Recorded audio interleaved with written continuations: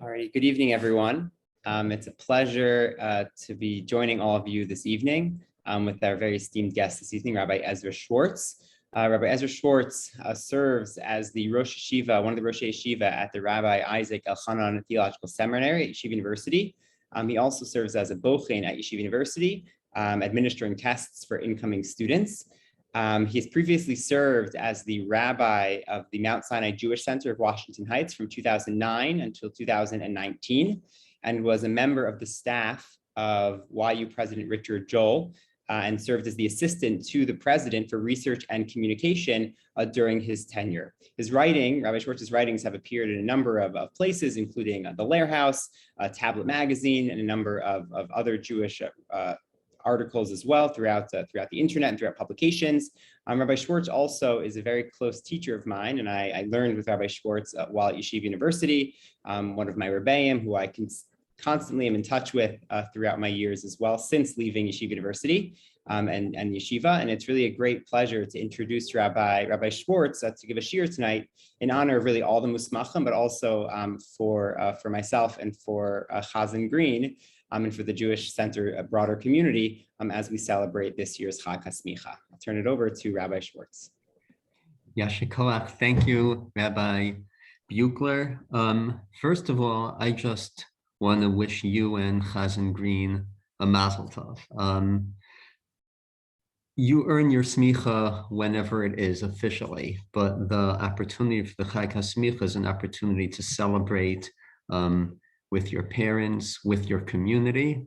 It's an opportunity, I think, for all of us to recognize just how much you're doing and how much the education that Yeshiva offered you has enabled you to do so much. Those of you from the Jewish Center on a daily basis, you see what two musmachim that we have can do, Rabbi Buchler and Chazan Green. But there are so many others, and the impact of the yeshiva and the yeshiva's musmachim spreads very wide. And there are so many communities who benefit, like you do, from young rabbanim who have sensitivity, menschlichkeit, knowledge, just a refined sense, and they are already making a tremendous mark on the community. And with Hashem's help, things will only increase and get better as time goes on. The topic that we're going to discuss tonight is actually what I consider an appropriate topic for a Yeshiva University event, which is the question of whether the Vilna Gaon was modern Orthodox. There is a perennial conversation around Shabbos tables about what exactly it means to be modern Orthodox. I don't know about you, but at my Shabbos table, we discuss this like all the time. What is modern Orthodoxy? Who is in, who is out? It's just one of these Shabbos table conversations that we all like. And obviously, when we talk about the Vilna Gaon and whether he's modern Orthodox, it's anachronistic. The Vilna Gaon could not be modern Orthodox in the sense that we ordinarily think of it. However, what I'm going to share with you now is an article that, or an excerpt from an article that Dr. Chaim Waxman wrote a number of years ago. Dr. Waxman wrote this in the Eidah Journal in 2004. And Dr. Waxman describes, what does it mean? How do you define modern Orthodoxy? There might be some question how precisely to define the distinction between modern Orthodoxy and ultra right-wing sectarian Haredi Orthodoxy. There seems to be some basic agreement that they may be distinguished on the basis of three major characteristics. The first involves the Haredi stance toward the larger Jewish community. Now, the larger Jewish community basically means Reform, conservative, unaffiliated Jews. And certainly there is a distinction between the Haredi approach and the modern Orthodox approach with respect to that. But for our conversation about the Vilna Gaon, remember, lived between 1720 and 1797. For the Vilna Gaon, it's absolutely impossible to think of how there would be any conversation about interaction with the larger Jewish community. It's just not feasible. There was no Orthodox, there was no conservative, there was no Reform, right? There couldn't be Orthodox until there was conservative or Reform. Effectively, what we had was traditional Jews. You do things because that's what was done. So the first point that Dr. Waxman makes is really not relevant for us, but there are two other distinctions or two other characteristics of modern Orthodoxy. The second, in reference to modernity, general scholarship and science. And the third entails a basic difference in perspective towards Israel and Zionism.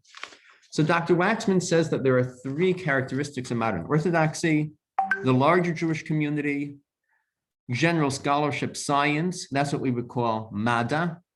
And the third refers to the perspective towards Israel, towards Zionism, towards Medinat Yisrael. In subsequent iterations of Dr. Waxman's article, he noted that in our world today, one of the differences between, I guess, 2004 and the current state of affairs is that the role of women certainly is a defining characteristic of modern Orthodoxy.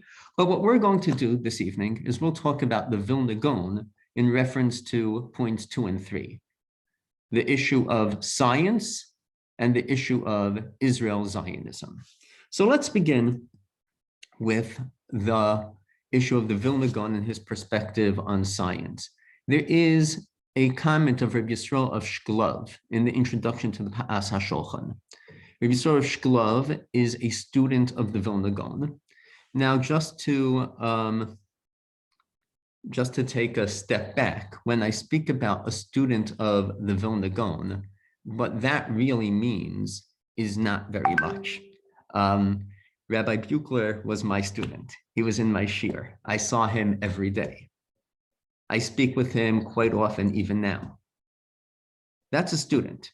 But to be a student of the Vilna Gaon, all you had to do is ask him a question once. There's lists of students of the Vilna Gaon. The Vilna Gaon's sons have a list of 7 students. Later on, in some of the biographies, they give lists of 70 or so students of the Vilna Gaon. But it's really hard to know what a student of the Vilna Gaon meant. It's hard to know. But we have a student, Rabbi Yisrael of Shklov, and Yisrael of Shklov said, he quotes, again, I have it in the Hebrew, I'll just read it to you, a brief excerpt in English. We don't have it here on the source sheet in terms of the exact words. What he said is something to the effect of all science is needed for the study of the Holy Torah and is included therein. That basically means that according to the Gra, or according to what Yisrael Shklov is quoting from the Gra, all of science can be found in Torah. All of science can be found in Torah. Now, that is not what we would call Torah Umada today. That's not really an endorsement of the study of science, of the study of anything outside of traditional Torah. It's just a statement that, listen, Torah includes everything. So that's a very mild approach to Torah Umada. It's a very mild approach to Dr. Waxman's second point of general scholarship, science, etc. But there's another point that's mentioned in the book Kol Hatar. The Kol Hatar is attributed to Rabbi Hillel of Shklov. The Kol Hatar we'll discuss a little bit later. It's somewhat of a controversial work. The Kol Hatar is a work that talks about how the Vilna Gaon was bent on trying to bring Mashiach. And the Kol Hatar originally was published in 1947. It was published by a Rabbi Hillel or the book is attributed to Rabbi Hillel of Shklov. It's published by one of his great-grandsons, one of the Rivlins, the president of Israel. Reuven Rivlin is a great-grandson of this Rabbi Hillel of Shklov. And the Kol Hatar has a comment that it is incumbent upon Talmidei Chachamim, and certainly those who study the inner wisdom of Torah, those who study Kabbalah, to master at least one of the 7 wisdoms and to teach them to other God-fearing people. That's already a striking statement. That statement means that the Vilna Gaon, at least as quoted by Rabbi Hillel of Shklov in this Kol HaTor, is saying that you have to study science. Those who study Kabbalah, it's incumbent on them to study the 7 wisdoms. Okay, that's his comment. Rabbi Baruch of Shklov was an interesting fellow. We're just moving down the source sheet, and then we'll make a few points. Rabbi Baruch of Shklov was someone who studied by Moses Mendelssohn in the early 1770s. And then in 1778 or so, 1780, he visits Vilna, and he translates at that time a book of Euclidean geometry into Hebrew. And he tells us, when I visited Vilna in 1778, I heard from the holy lips of the Gaon of Vilna that to the extent that one is deficient in secular wisdom, he will be deficient 100-fold in Torah study. For Torah and wisdom are bound up together. He compared a person lacking in secular wisdom to a man suffering from constipation. His disposition is affected to the point that he refuses all food. He urged me to translate into Hebrew as much secular wisdom as possible so that the nations will disgorge what they have swallowed. Thus, the nations will no longer be able to lord over us with their taunt. Where is your wisdom? Rabbi Baruch Shklov is saying that the Vilna Gaon, right, the most important figure in the Litvish Jewish identity, the Vilna Gaon whose picture hung up in the traditional homes in Lithuania for years, the Vilna Gaon encouraged him to translate Euclid into Hebrew. And the Vilna Gaon said, according to Rabbi Baruch Shklov, that to the extent that you're lacking in secular wisdom, you're lacking in Torah 100 times more than that. So now, what we have are 3 statements attributed to the Gra about the importance of studying secular materials. The statement of Rabbi Yisroel Shklov that you need to know science to understand Torah, the statement of the Kol HaTor that's connected to Mashiach, and the statement of Rabbi Baruch of Shklov that if you lack anything in secular wisdom, you're lacking 100 times more in Torah, and therefore the Gra encouraged him to disseminate secular wisdom. Now, historically, there has been a huge debate about how seriously we take these statements of the Gra. There are 3 schools of thought. There's a school of thought that's called Haskalah historians, Ben Zion Dinur and others. Their argument is that the Vilna Gaon is a proto-maskil. The Haskalah was the group of people who wanted to reform Orthodoxy. Reform Orthodoxy in the sense that they wanted to change the curriculum. They wanted people to be more integrated into society. So we should teach languages, and we should teach literature, and we should teach science so that the Jews can flourish among all the nations. That was a Haskalah ideal. And there was a school of historians who say that the Vilna Gaon is a proto-maskil. Now, we have to be careful when we say that the Gra is a proto, when we say anyone is a proto-anything. There are 2 ways of being proto something. You could be the equivalent of a scout, or you could be the equivalent of a pioneer. A scout is the one who looks out at the distance and sees the possibilities. The pioneer is the first one in that group, right? The pioneer is the chalutz. he is the person, she is the person who goes to Israel wearing that kova tempo, and they are working the land. Those are the chalutzim. They're the first ones there. That's a pioneer. A scout is the visionary beforehand. No one is going to say that the Vilna Gaon was a chalutz. No one is going to say that he was a maskil, that he was a reformer of Jewish education in the sense that he went there and he began the process. But what we can say, possibly, again, I don't think this is correct, but what Haskalah historians say is that the Vilna Gaon was a proto-maskil in the sense of he was a scout, in the sense of his ideas laid the course that the Haskalah would later on build upon. And to prove this, they quote all these three statements we have about secular wisdom, and they also quote that the introduction to the Shulchan Aruch, to the Gra's commentary on Shulchan Aruch that's written by the Gra's sons, the Gra is very down on Topol. Right? This here, Shalola Asok Harbe Bepolpol Asher Sofo Lehinatel, Ulafamim Shul Kantor Chalila, Hu Harisa Gedola Ritzona Yisbarach Kibot Harba Pesha Vitigdal Ha'avon. Meaning, the Gra warned us, says his sons, not to be engaged in pilpul. Now, it's very hard to define what pilpul is, but pilpul is a form of learning that involves making many assumptions and assuming that all of the authorities before you are agreeing with those same assumptions.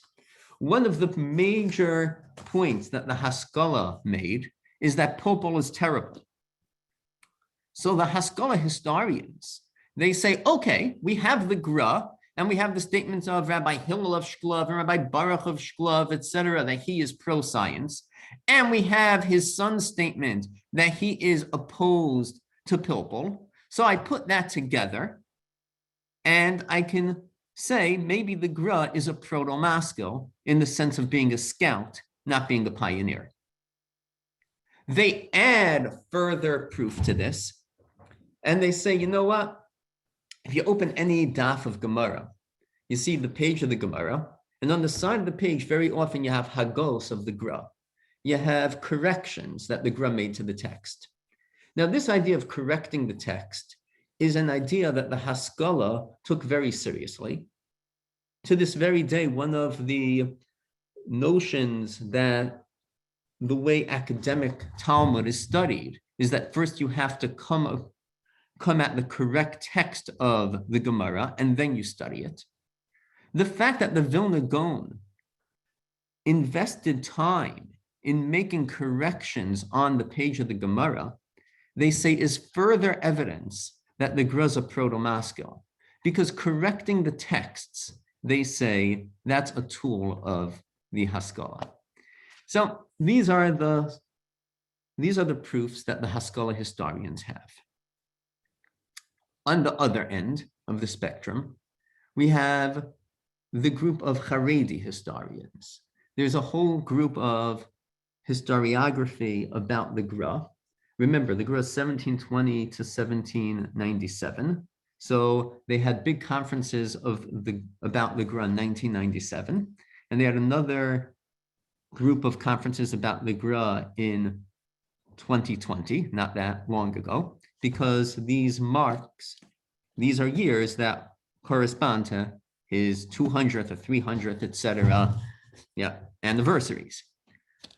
So each of these years, 1997, 2020, different books came out about the Gra by Haredi historians, and they maintain that the Gra was a typical Haredi. And the Gra, yes, the Gra was opposed to pilpul, but that's just the detail in how he learned. That meant that the Gra liked learning halacha. And the fact that the Gra made corrections on the page of Gemara, that's because he liked learning Torah. And the fact that I have all of these statements of Rabbi Yisrael of Shklov, Rabbi Hillel of Shklov, Rabbi Baruch of Shklov, etc., those statements don't mean anything. The Haredi historians, there's a Rabbi Betzalel Landau. He wrote a book about the Gra. It's very popular. A few years ago, there was a 3-volume set that came out with the catchy title Hagra. The Haredi historians say, you see these statements? They're all not true. The statement of Rabbi Yisrael Shklov that you need science to understand Torah, maybe. But the statement that science will help bring Mashiach, the statement that the Gra encouraged Rabbi Baruch Shklov to translate Euclid into Hebrew, not true. It's not true. Now, what do we mean by it's not true? You can't just say it's not true. What they mean is that who are these people? Rabbi Yisrael of Shklov, Rabbi Hillel Shklov, Rabbi Baruch Shklov, are they students of the Gra? No one knows. Yeah, Rabbi Baruch Shklov showed up at the Gra in 1778, but beforehand he had been visiting Mendelssohn. It's likely that the Gra basically says, Gay Avek, like get out of here. Who are you? You want me to? He's not interested in dealing with him. We can't accept this quote, the Haredi historians say. So they are completely dismissive of these statements that the Vilna Gaon was a proto-maskil. The third approach, which is the approach that I prefer, again, I work for Yeshiva University. We believe in Torah Umada. The third approach is that the Gra actually believed that there is a value in studying science, although, as we'll go on, we'll have to define precisely what that value is. But let me just make one brief point. The three major sources of the Gra's encouragement of the study of science. There's a similarity between all these sources. Rabbi Yisrael of Shklov, Rabbi Hillel of Shklov, Rabbi Baruch of Shklov. What is Shklov? So Shklov is a small town. It's 30 kilometers from Vilna, not that far. But there was a historian, David Fishman, who wrote a book where he showed that the town of Shklov are the first modern Jews. Effectively, one could make a convincing case that when we talk about the Vilna Gaon's attitude towards secular studies, anything that comes from Shklov has to be taken with a few grains of salt, because Shklov was a different type of community. Shklov was a more modern community. It was more open. There was greater interaction between the Jews and the non-Jews, not only interaction in commercial matters, they had intellectual connections. There were conversations that were going on. Shklov is a different type of place. So you can't really prove much from Shklov. That, I think, is an interesting point, although honestly, I would not completely discount all of this evidence, in particular, the statement of Rabbi Baruch of Shklov, that the Gra encouraged him to publish the book of Euclid in Hebrew. That's hard to discount.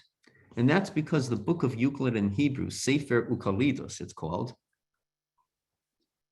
that book was published in 1780. The Gra did not pass away until 1797. It happened during the Gra's lifetime. Shklov is 30 kilometers from Vilna. It's likely that the Gra knew about this. And if the Gra was really opposed, he probably would have said something. Again, nothing is convincing, but it certainly is possible. Now, when we talk about the Gra, and the Gra, whether he is a proto-maskil or not, right? Remember, we have these three schools. We have the Haskalah historians, that the Gra is a proto-maskil, the Haredi historians, who discount any element of Haskalah from the Gra, who say he wasn't really interested in science, etc. And we have the third approach, the approach that Professor Emmanuel Etkes takes and others, that the Gra be the functional equivalent of modern Orthodox Jews, based on that comment of Chaim Waxman that we began with. But the Haredi, the maskil historians, they have some difficulty. You see, the Gra is a complicated man. The Gra, in a famous comment in Yeridei Siman Kuf Ayin Tes, the Rambam talks about certain lachashem, certain incantations. The Gemara has many of them, discussions about kameyas, about amulets and stuff. And the Rambam says that these things are just not true. That you can't give any credence to all of these like heebie-jeebie kameyas and the like. Says the Gra about this Rambam, and I underline it for you, V'hu nimshach achar ha-philosophia ha'arura.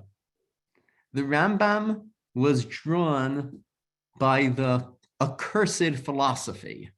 The Rambam says that demons and all of these kameyos, it's all false. Why? Says the Gra, because the Rambam was nimshach achar ha-philosophia ha'arura. He was dragged by the accursed philosophy. My childhood rabbi was Rabbi Walter Wurzberger, who was the editor of Tradition for many years. He taught philosophy in Yeshiva College. And Rabbi Wurzberger used to joke that he wanted his epitaph to read Ha-philosophia ha'arura hitasel, that he was dragged, he was led astray by the accursed philosophy. But the point is that the Gra considers philosophy accursed. That is a very non-maskilic idea. That's very non-maskilic. If you're a maskil, so you want to use your mind, you want to analyze things objectively. To call philosophy accursed doesn't fit in well. Moreover, it's well known that the Gra was a Kabbalist. The Gra wrote 10 times more in Kabbalah than he wrote in Halacha. To maintain that the Gra, who is opposed to philosophy, who is in favor of Kabbalah, to say that this person is a proto-maskil, that just doesn't sit well. Philosophy, Kabbalah, opposed to philosophy and Kabbalah, that doesn't work with the Haskalah viewpoint. So the Haredi historians say, okay, this proves that we're right. But I think our approach, that the Gra is someone who values Torah and values a very broad definition of Torah, but feels that it's necessary to master sciences to properly understand Torah, that approach, which we might call modern Orthodox, I think that's more correct who the Gra is. But I want to add one bit. Everything until now you can find in articles in Sfarim. It's relatively well known. What I'm going to share with you now is my own idea. But so if you don't like it, just blame me. Say, okay, it's Schwartz. Like, okay, he said this. But it seems to me that the Gra took science further than is attributed to him in those sources earlier, or at least in the source of Rebbe Yisrael of Shklov, in the source that you have to know science to understand Torah. The Gra uses science as a halachic source in one place that I'm aware of. Let's take a step back. You know, the Torah in Parsha Shmini tells me that that there are two types of bodies of water that can convey tahara. If an individual is tameh, you can become tahar by going into a mikveh. A mikveh is stagnant water.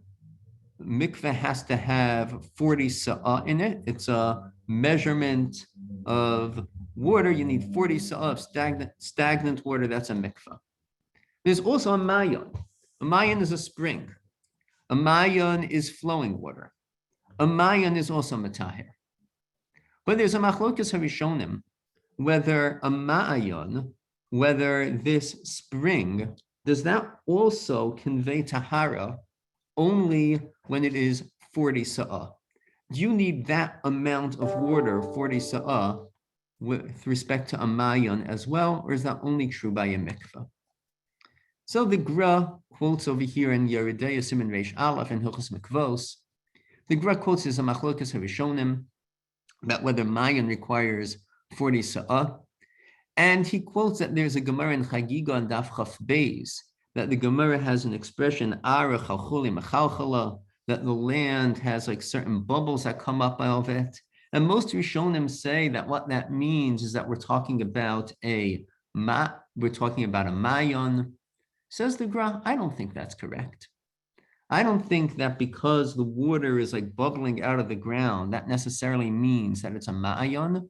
Says the Gra, v'kasvu b'sifrei hateva. The science books, right? That many times they found fish in boros, in ordinary cisterns, pits, just holes in the ground, things that seem to be stagnant water. They seem unconnected to the rivers, to the seas, etc. They found fish in them. They found dagim b'toch boros mayim mechunasim. And they leave fish in these boros, and they make simanim on them, and they find it in the rivers. Meaning, the Gra says, that there is a certain amount of water exchange between an ordinary pit that you dig and the rivers.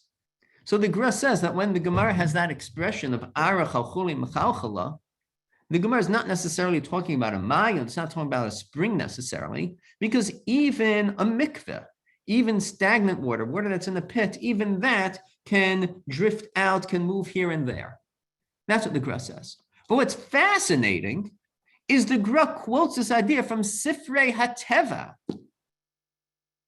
Sifrei HaTeva, science books.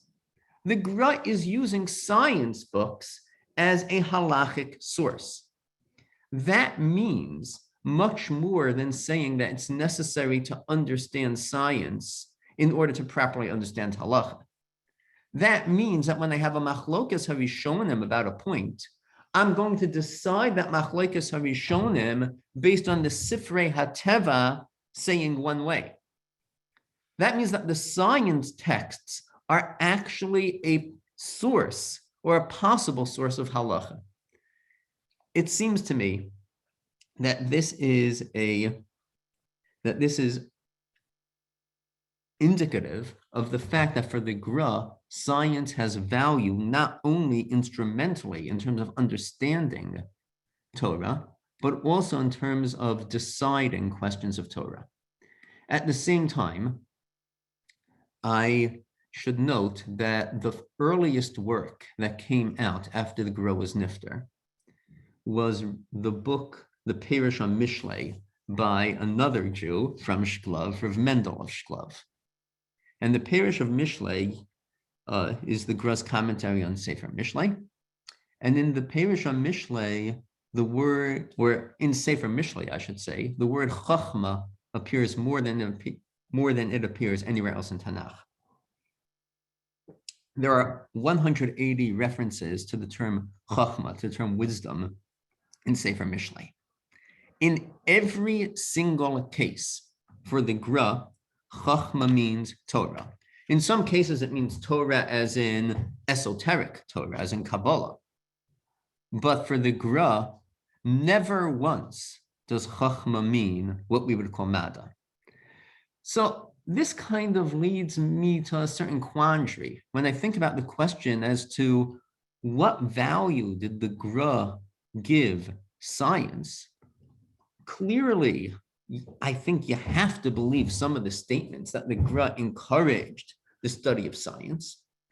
Not only that, I think it's clear that the Gra used science more than others. He used science as a possible way to decide halacha. But at the same time, for the Gra, ultimately, if I want to talk about what is chachma, what is wisdom, only Torah. Only Torah. So how exactly we put this together and what terms we use for this, I think is worthy of investigation. But I, as you can tell from this presentation so far, I'm not a fan of the Haskalah historians. I don't think the Gra is a proto-Maskil, nor do I think that the Haredi historians are correct. I think it's somewhere in between, that the Gra is clearly a believer in Torah and the supremacy of Torah, no question. And there clearly is some value to Mada, But where exactly I draw that line, how much value, etc., the jury is still out. This is the first point that we were discussing. Again, going back to Chaim Waxman, modern Orthodoxy has three components. The relationship to the larger Jewish community, that's not relevant. Modernity, general scholarship, science, we spoke about the tension within the Gra. The third is a basic difference in perspective toward Israel and Zionism. The Gra's attitude toward Zionism is the subject of a lot of literature. The Gra himself is well known that he tried to go and make Aliyah. He tried to go to Israel. It's not clear exactly when this happened. The Gra lived 1720 to 1797. According to some, this happened in the 1760s, 1761, 62. According to others, this happened in the 1780s. But clearly, at some point, the Gra decided to move to Israel, and he clearly was not successful. So the children of the Gra asked him, I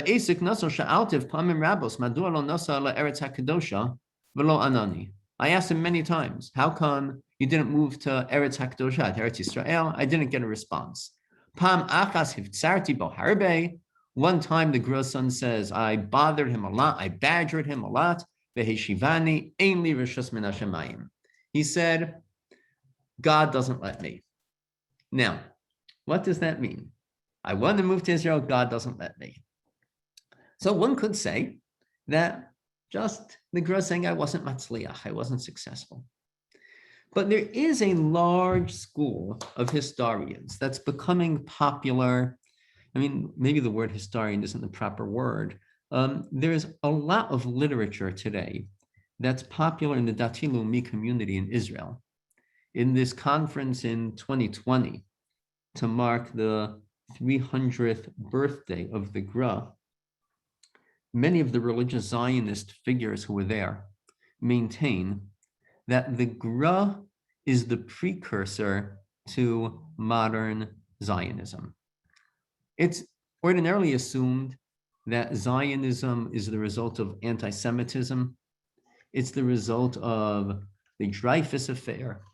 It's the result of the books that were written, auto-emancipation, etc. That is what led to Zionism. It's a political movement with Herzl, the Judenstaat. That's the way it's normally assumed. But for the religious Zionist community, they want to have first dibs. So the argument goes that, you know what, the Gra is a proto-Zionist. And the Gra tried to move to Eretz Yisrael. And we see that from the introduction of his sons to Shulchan Aruch. And we also see from a letter that the Gra wrote. I give you the letter over here. It's actually a beautiful letter. It's one of the few places that the Gra comes across as like with a human sensitivity. He writes a letter to his wife and children when he is going to Eretz Yisrael. I ask to refrain from being sad, as you truly promised me. Do not worry. It's common for men to leave their wives in order to travel and to wander to earn money, but I thank God I'm traveling to the Holy Land, which everyone longs to see. So the Gra has a very personal, beautiful letter that he's going to Israel. So the story goes that the Gra is going to Israel, and there's a reason why he's going to Israel. The reason is, they say, that the Gra wants to bring Mashiach. And therefore, the religious Zionist community, which is very influenced by the thought of Rav Kook, Maran Rav Kook, the religious Zionist community says, the Gra is the proto-religious Zionist. And the Gra wanted to go to Eretz Yisrael in order to hasten the arrival of Mashiach. And the proof text that they quote is this book, the Kol Hatar. And the Kol Hatar is, again, this whole messianic work according to the Gra. And the messianic work based on the Gra's thought, part of the discussion, I give it to you, it's very long. Part of the discussion over here is that when we move to Eretz Yisrael, and we do so in a natural way, According to the Vilna Gaon, I'll just read paragraph 3. According to the Vilna Gaon, if Israel does not have the merit, then the beginning of the redemption will occur with an awakening from below, as occurred during the time of Cyrus during the Second Temple, as an act on the left side. Again, that's like Kabbalah terms, from the quality of din. This is what's meant by Smolo Tachas Roshi, which refers to Mashiach ben Yosef.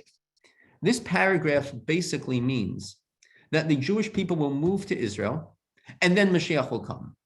That's a very Zionistic idea. Moving to Eretz Yisrael will bring Mashiach. And we know that students of the Gra moved to Eretz Yisrael. There was a group of students, around 50 actually, who between the years of 1808 and 1810 moved to Eretz Yisrael, including that Rabbi Yisrael of Shklov we met right at the beginning. And they established what's called the community of the Prushim around Yerushalayim. There are many around Yerushalayim who adhere to the minhagim of the Gra, because they're the students of the Gra.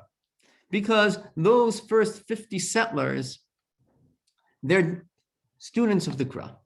And therefore, they are there. And the argument goes, based on this Kol Hatar, the argument is that the reason why the Gra students moved to Eretz Yisrael, and the reason why the Gra, before his students, tried to go to Eretz Yisrael, is because they wanted to bring Mashiach.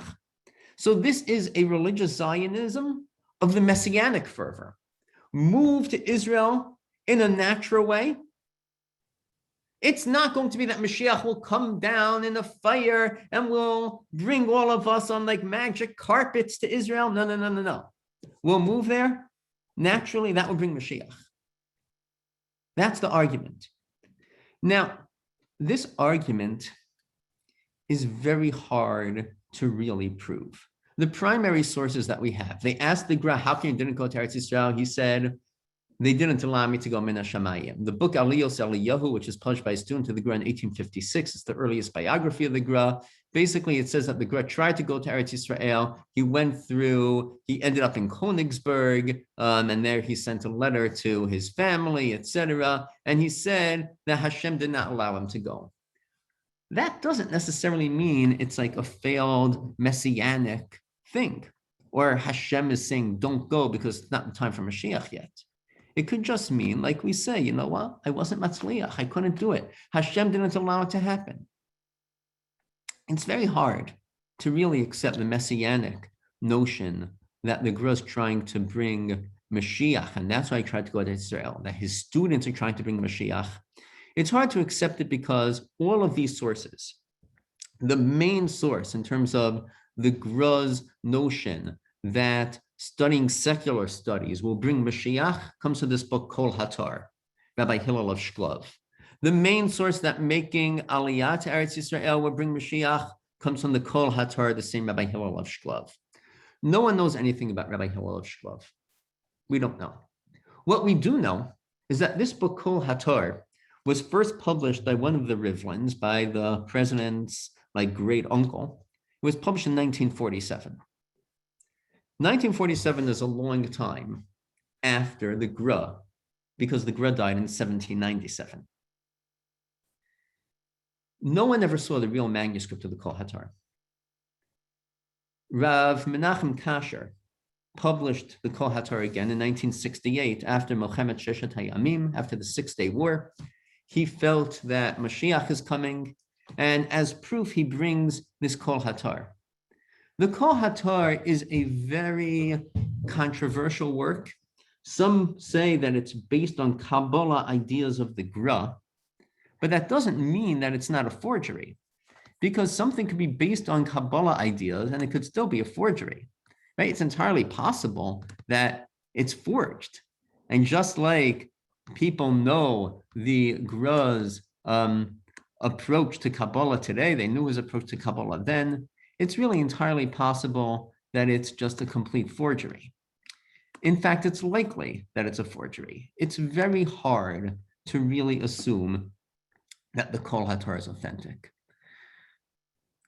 So where does this leave us? We began with the question, is the Vilna Gaon modern Orthodox? We spoke about two possible issues. his approach to secular studies, and we spoke about the Gra's approach to Zionism. In terms of secular studies, I think the evidence is relatively clear that the Gra gave it some value. In terms of his approach to going to Eretz Yisrael, while it's certainly clear that the Gra wanted to go to Eretz Yisrael, but it's not at all clear that this was connected to anything messianic. And the notion that many in the Dati Leumi communities have today, that the Gra is a proto-religious Zionist, that's very hard to prove, certainly based on the main sources that we have. You know, I'm speaking now in the Jewish Center, and I'm representing Yeshiva University in honor of the Chag Hasemikha. And there were two presidents of Yeshiva University who occupied the pulpit at the Jewish Center. Rabbi Dr. Norman Lam, Zichrona Livracha, and now the current president, Rabbi Dr. Ari Berman. And it's interesting that these two presidents of Yeshiva University, I think, placed emphasis on different aspects of modern Orthodoxy, the way Chaim Waxman defined it. Different emphasis. Chaim Waxman's approach that modern Orthodoxy involves modernity, general scholarship, science, that was certainly Dr. Lam Zichrona Livracha's approach of Torah Umada that he focused on so extensively. Rabbi Berman focuses on Eretz Yisrael to a much greater extent. He came from Eretz Yisrael to occupy the presidency of Yeshiva, and one of his 5 Torot is what he calls Torat Zion, is about Eretz Yisrael. It's worth noting that both of these points can be seen in the Gra. The Gra we could debate, like we would say in Yiddish, Heint bis morgen. We could debate all day the Gra's approach to science and the Gra's approach to Zionism. We could debate it all the time. But on a practical level, I think what it means is that the debates that we have currently have been going on for a very long time. It means that the values of our yeshiva, the values that these new musmachim, Rabbi Buchler and Chazan Green, the values that they represent, the values of our yeshiva, have been debated for a long time and will continue to be debated for a very long time, Be'ezus Hashem. So I thank you for listening, and I have a few minutes if anyone wants to ask questions. Is that okay, Rabbi Buchler? How does That's this perfect. I will allow people to unmute. As long as we don't all jump in at once, we should be able to have a few minutes of question. I want to thank again, obviously, Rabbi Schwartz for joining us this evening and for teaching us about the Vilna Gaon and opening our eyes to his world. I'll now allow people to unmute if you'd like to jump in with a question or a thought.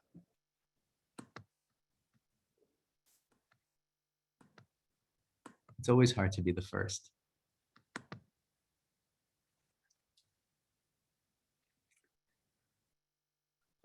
Honestly, I'm happy if people want to email me questions, or my email is rabbiezraschwartz@gmail.com. That's the easier email to remember. If people like to text questions, or people don't have any questions to ask, it's good to see actually Chazan Green is on the screen as well. Shkoyach. And okay. I enjoy teaching Torah. I enjoy this topic. I love my students in Yeshiva. And as you get to know them more over time, you'll come to realize just how wonderful our Yeshiva is, the Smicha program is, and you'll better appreciate why this Chag Hasemikha is just such a simcha, why it's such a wonderful celebration. Okay, thank you so much.